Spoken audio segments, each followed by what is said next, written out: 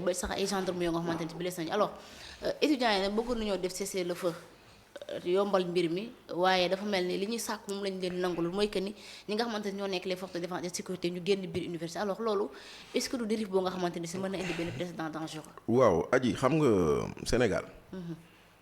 La vérité. Dépend du camp qui la présente. D'accord. loolu moo ñu sonal ñun.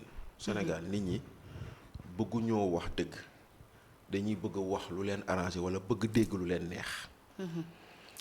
aji yaa ngi fàttaleeku ba ñu ne condamné nañ université Ousmane Sonko. ba ñu taal université. ba état bi fi nekkoon wala gouvernement bi fi nekkoon ni. par mesure de sécurité tëj naa université yi. ñëpp yuuxuñu ne pourquoi on ferme les universités au nom du droit. à l'éducation. Tout à fait. tey ña waxoon au nom du droit à l'éducation ñoo bëgg tey ñu tëj université. moo tax may la dëgg amu fi nit ki lu ko neex moo fi nekk. doy na waar léegi. étudiants yi tamit dafa am loo xam ne ay loi yu leen encadré. am na benn loi boo xam ne ku dugg université ñu wax la ko. le respect des franchises universitaires. Tout à fait. On suppose que l'université est une zone inviolable. Que force de sécurité waru faa dugg lu dul mu am ndigalu recteur université. C'est ça le principe. Ah ouais. Mais loolu day fekk tu es en paix. Tant que jàmm mu ngi am soxlawuñu ko. Tout à fait. Mais bu jàmm amul. Est-ce que aujourd'hui dinañ ne kii nekk Kédougou. ca frontière ba dafa am une attaque muy xaar ñu jox ko autorisation mu tirer non. Non, non. Il va prendre ses responsabilités. Donc comprenons les forces de défense et de sécurité. Et encore une fois, force doit rester à la loi. Bien C'est sûr. pas aux étudiants de dicter leur loi. Donc loolu mooy benn bi. moo tax nag les étudiants lu ñuy demander lenn moo ko mën a indi mooy qu'il y ait le calme. Qu'il y ait la tranquillité. Qu'il y ait la circulation des personnes et des biens. Mais bu dee yow mii nga xam ne da nga war a jaar corniche bi ñu tere laa jaar corniche bi. xañ la faa jaar boo fa jaaree ñu toj sa oto. mais policiers yi duñ ko seetaan. policiers yi ils seront obligés. de se lever. et de faire face à toute situation boo xam ne day troubler ordre public bi. Rétablir l'ordre public. rétablir l'ordre public. Bien donc sûr. loolu moom démb nuñ ko doon defee. noonu lañ koy defee tey. mais lenn rek a changé. démb bañ koy def. On parlait de répression, mais tey bañ koy def on essaie de vouloir dire que c'est normal. D'accord. Donc mais lan moo justifier mutisme bi nga xam ne autorité am nañ ko ci nii. parce que ñoom ñoo amul solution. Ah bon? ndaxte autorités yi ñoo joxe solution wala ñoo joxe dige luñ deful. ndaxte étudiants yi njëkk nañoo yëngal ñu jox leen délai. nee leen dañ leen di fay ndaxte étudiants yi seen wax ji yëpp lenn kese la nañ leen fay seeni bourse. nañ leen fay seeni bourse. donc nag comme nag bourse bi nag moom nit ki c'est son droit bourse c'est comme salaire yow fii ngay liggéey bu weer dee da ngay xaar ku la fay. bu weer dee bu ñu la fayul jafe-jafe am na. Tout à fait. parce que yow ci bourse boobu ci salaire boobu. ngay fay toppatoo say waajur leneen ak leneen ak leneen et cetera. donc étudiant bi tam noonu la. Bien sûr. ñun dañ doon nekk étudiant am suñu bourse. di si dimbale suñuy waajur. di am lu ñu yónnee suñu yaay wala am lu ñu yónnee suñuy mag wala suñuy rakk. maintenant bu dee bourse boobu moo ñëwul moo tardé. gàllankoor day am. D'accord. donc étudiants yi dañuy laaj ñu fay leen seen bourse. mais il se trouve que. état du Sénégal amul lu mu leen fay wala état du Sénégal buggu leen fay. man nag je préfère dire état bëggu leen fay. bëggu leen fay. waaw mais réew mi amul xaalis Bachir loolu la ñu wax. waaw mais réew mi amul xaalis. d'accord nañ mais réew mu amul xaalis premier ministre dina jël jet privé di dem Dubaï ci réew mu amul xaalis. est-ce que xel nangu na ñu ne réew mi amul xaalis premier ministre dem na Dubaï xam nga dem na Abu Dhabi jet privé la jël. xel nangu ko. kon nag léegi ku mën a jël wala ku mën a fay. jet privé bu lay yóbbu Abu Dhabi. ci loo xam ne kenn xamul loo fa defe woon. amul benn résultat bu ñu indil. ñu war a mën a fay bourse étudiants yi kon man damaa gëm ni état bi moo bëggul fay bourse étudiants yi. j'ai comme le sentiment que dafay mel ni c'est une situation voulue. boo xam ne bii nii on essaie de la laisser pourrir pour justement xamul lu ñu ci bëgg mais man damay jàpp ni état bu mën a fay jet privé. bu yóbbu premier ministre Abu Dhabi. état boobu war na mun góorgóorlu fay bourse. normalement kon nag bu fekkente ne on veut me dire xaalis amul. dama koy gëm mais xaalis bu amul ñii yor nguur gi ñoo war a jiite luy wane ni xaalis amul mooy maanaam bu dee xaalis amul on réduit les dépenses et les dépenses supposées ou jugées inutiles ñu bañ leen a def ndaxte rien ne justifie nga mën a jël jet privé loué ko da ngay loué avion jënd kérosène fay trop droit de stationnement nga dem def fa ñaari fan yu avion bi tëgg di la xaar ñaari fan yooyu dañuy toog di ko fay parce que aéroport dañuy loué espace mais loolu yëpp pour lan loo xam ne kenn xamul résultat bi ku mën a def loolu kay war a mën a góorgóorlu fay bourse. peut-être li tax ñu seetaan justement c'est pour saboter le mandat du président mais est-ce que mën nañ jàpp loolu ci situation bi nga xamante ni mais le bilan bi ñoom ñëpp ñoo koy bokk parce que ñoom Pastef ñoo gérer le pouvoir. lenn moom dinaa la ko xamal. Sonko mooy Diomaye Diomaye mooy Sonko. ku saboter bilan Diomaye saboter nga bilan Sonko. ku yaakaar ni Diomaye ak Sonko mën nga leen tàqali ba kii mooy am bilan kii du ko am da ngay nax sa bopp ñoom ñoo ñu jaayoon Sonko mooy Diomaye newoon ñu Diomaye mooy Sonko c'est pas parce que tey seen diggante ñagas na que Sonko doonatul Diomaye wala Diomaye doonatul Sonko kon nag Sonko mooy Diomaye ça existe ba tey dès l'instant que Sonko mooy Diomaye ça existe ba tey kon bilan bi lu mu ci mënti doom ñoo ko bokk maintenant nag aujourd'hui wax ji du loolu ci beneen côté tamit aji wax ji mooy démb barki démb gëstu leen bu amoon ay problème de bourse ci nguuru Macky Sall ñoom lu ñu doon wax ngay déglu premier ministre mu naan il ne faut pas regarder la conséquence il faut regarder la cause mooy maanaam yàq-yàqu yi am bu leen ko xool leen lu ko indi kon tey ji loolu lañ koy delloo dëkk bi bu yàqoo université bu yàqoo il faut pas regarder la conséquence regardons la cause mooy état moo war a fay te fayul voilà. alors ci loolu est-ce que tamit situation bi métti nii actuellement ci pouvoir bi déjà étudiants yi ñi nga xamante ni dégg na leen micro li ñuy wax mooy que ni dañuy interpeller directement le premier ministre au lieu du président mais ñoom premier ministre la ñuy interpeller est-ce que jàppoon ni moom peut-être dafa commettre benn erreur boo nga xamante ni si moo nekk grève bi étudiants yi doon def mu ñëw àndoon ñoom dugg seen biir ba yor ci ay lance-pierre entre autres loolu moo waral. waaw xam nga mooy lu ma lay wax ku lu waay di leble rek na nga leble lu baax. yéen a ngi fàttaleeku pas Habib Sy. ba muy génn naan gone yi ñu ngi yëngal dëkk bi. muy wàcc escalier yi. yéen a ngi fàttaleeku loolu. bien sûr. parce que la na amoon. manifestation au lieu nga woote jàmm. ngay inciter les gens à manifester. bien sûr. kon nag moom premier ministre ba muy tudd Ousmane Sonko. moo dem ba aéroport xaw ma université. sol masque am yor lance-pierre. pour inciter les gens à manifester. kon tey jii nag ñamu doon inciter à manifester. ñoo nekk di manifester contre moom tey parce que la mu leen diggoon la deful. kon nag s'il a commis une erreur l'erreur c'est pas aujourd'hui c'était hier. parce que xam nga moo tax ma naan la dëgg amu fi. les gens ne veulent pas de la vérité. les gens veulent simplement ce qui les arrange.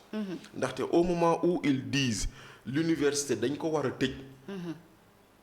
ñoom arrangé wu leen ñu tëj université parce que lu ñu bëggoon mooy étudiants yi continuer di xam dëkk bi parce que il avait été prouvé. que bëri na ñoo xam ne dañ doon manifester université lañ doon déparé. bien sûr. Maintenant, quand l'État comprend que la zone de tension c'est l'université, pour raison de sécurité mu ne je ferme l'université ñoom ñoo bañoon. tout à fait. ñoo yuuxu woon ne du fi am. mais tey jii nii quand la même situation s'est reproduite et que ñoom gis nañ ni les conditions ne sont pas réunies pour ñu def ay enseignements yu baax ils ont demandé à fermer l'université. tout à fait. Maintenant ce qui s'est passé ñii dénoncé woon démb la fermeture de l'université. ñoo noppi tey. ñii noppi woon démb ba ñu taalee bibliothèque universitaire. ak faculté de chapiteau faculté de droit bi. ñoom ñoo nekk di wax tey. bien sûr. et voilà tout le problème qu'on a maintenant c'est une situation boo xam ne.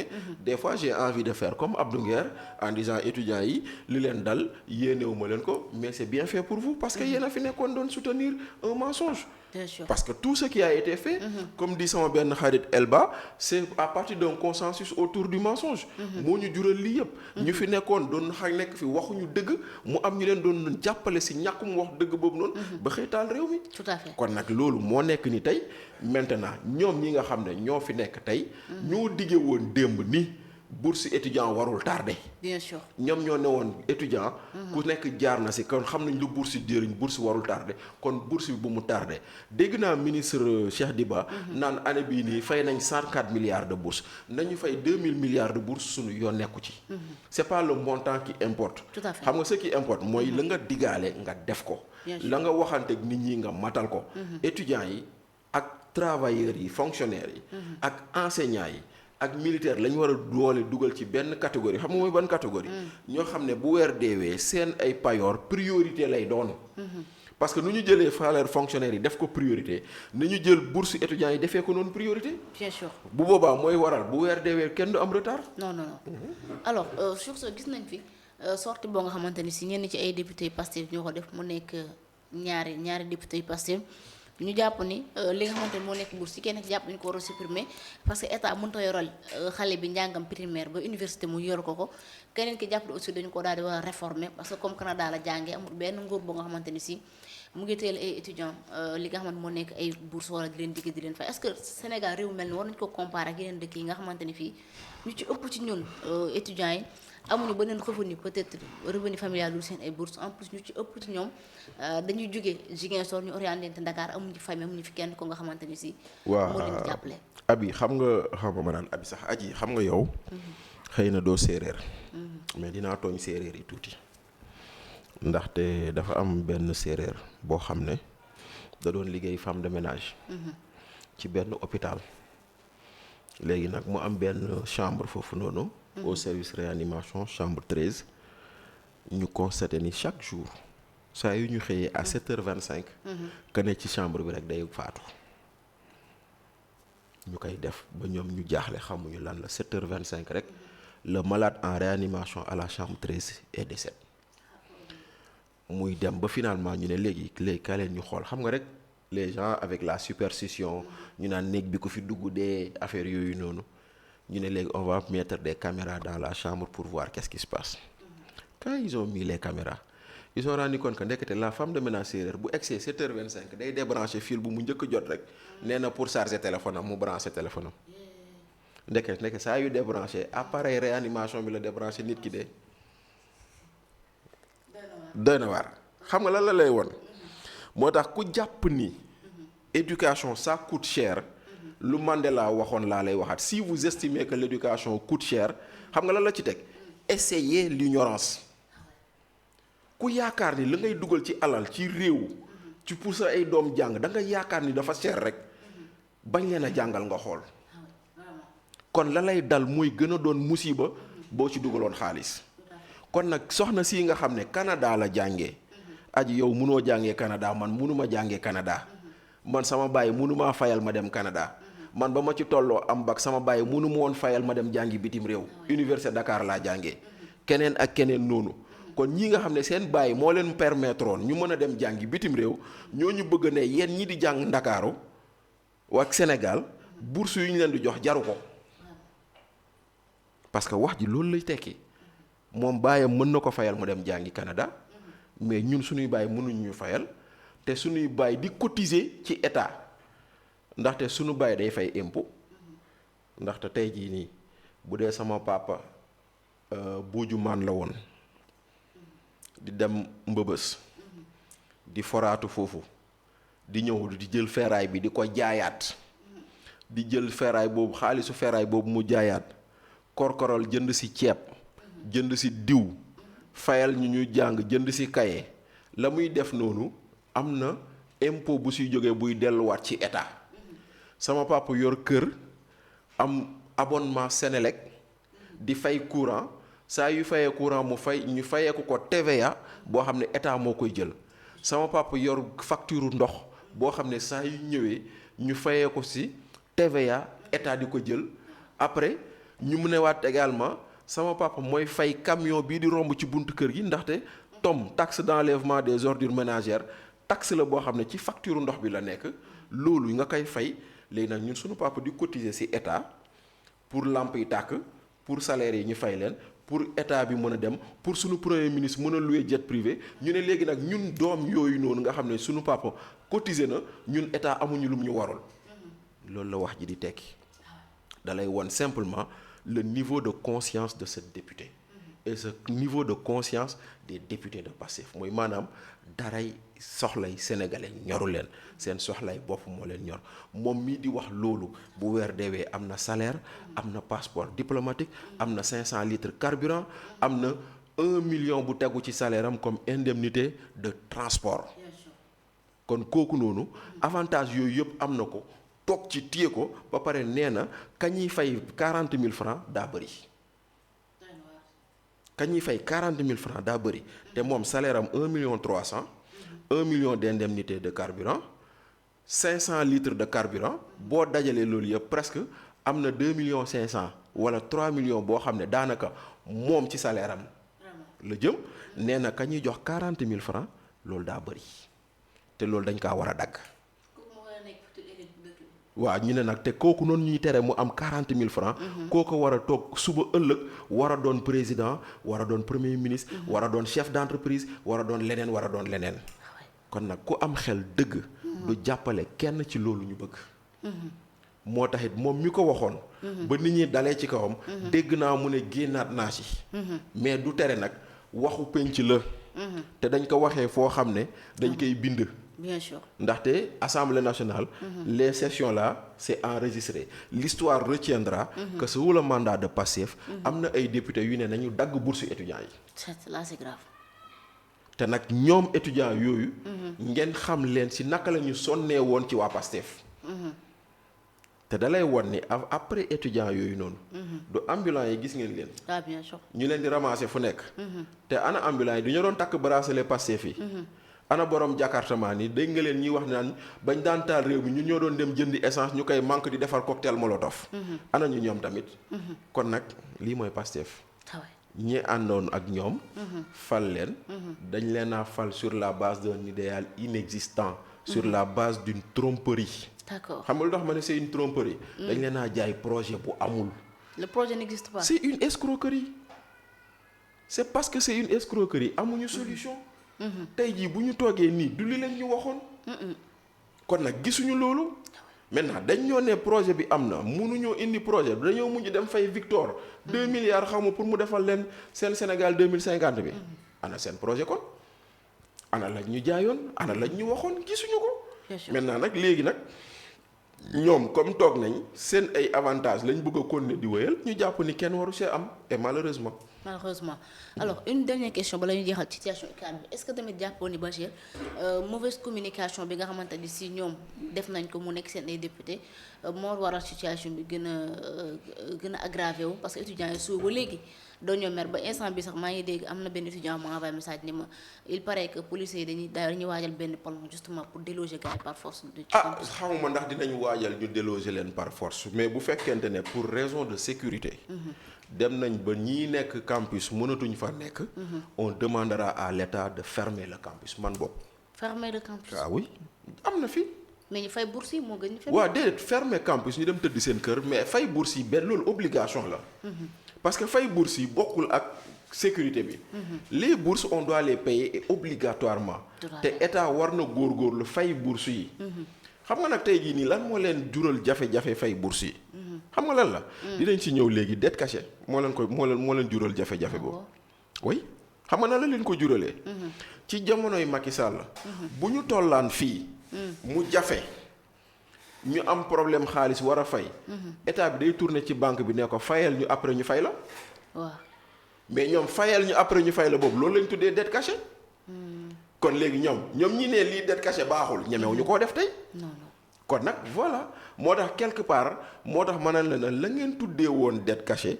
mësula nekk dette cachée situation ponctuelle la woon boo xam ne nit jaar na si régler daa mel ni yow nga génn sa kër di ñëw fii. amoo paas. mais wóor la ne ni balaa ngaa ñibbi di nga am yóbbal. nga ne boutiquier bi si bopp koñ bi alma junni ma dem te ñëw. vraiment bu ñëwee nga delloo ko junneem continuer. mais léegi est-ce que yow bor bu nga daan jël ci boutique bi. junni boobu noonu ñu ne jox naa aji junni. aji fay na ma junni est-ce que jar naa bind. débat bi yëpp foofu la nekk. d'accord mooy maanaam boutique yëpp danaan jox naa ko junni. delloo na ma junni jarul may xëy kay bi bind pour après effacer. tout à fait. donc noonu la doon demee. maintenant am na ay bor yoo xam ne ay situation ponctuelle taxaw na état réglé na ko à travers l'emprunt bancaire. après jàll na si leneen maintenant nag loolu la ñu dajale pour ne on a 4000 milliards de dettes cachées. voilà beneen bu ñu ci dolli si dette cachée boobu noonu mooy fexe ba ñu ne aji. ak doomam. ak borom këram. ak femme de ménage am la ñuy yëpp aji moo ko gàddu. mooy lu ñuy wax les enfants de l'État. État moo daan leb. mais État mooy garantir ay doomam ñan ñooy doomam SAR Petrosen Senelec Sonacos. mooy ce qu'on appelle les sociétés parapubliques. d'accord ñooñu bu ñu daan leb.